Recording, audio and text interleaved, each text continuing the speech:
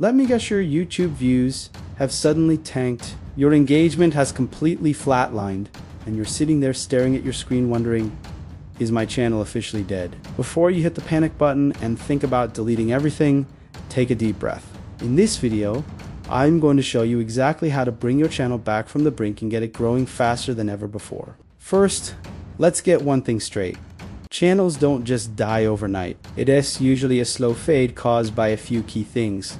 Your content is performing well, your audience is losing interest, or you've been inconsistent with your uploads. The great news is, none of these are permanent. A dying channel is just a channel that needs a new strategy. So, where do we start? The first and easiest step is to re-optimize your old videos.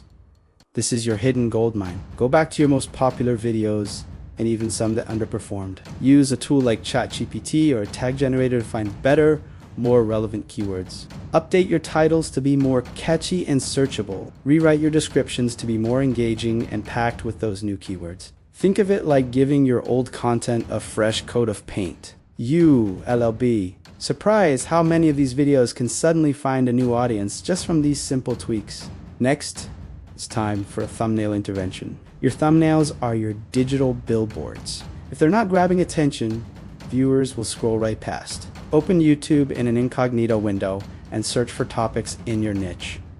Look at the videos with millions of views. Now, let's zoom out and look at your channel as a whole. When was the last time you updated your channel description or your channel tags? These are crucial for telling YouTube's algorithm what your channel is all about. Make sure your description clearly states who you are, what kind of content you create, and who it's for. Use your main keywords here. And for your channel tags, fill them with broader terms that define your entire niche. If you've niched down or changed your content focus, your channel info needs to reflect that. It's a 5-minute fix that helps YouTube recommend your channel to the right people. Okay, let's talk about the big one, consistency.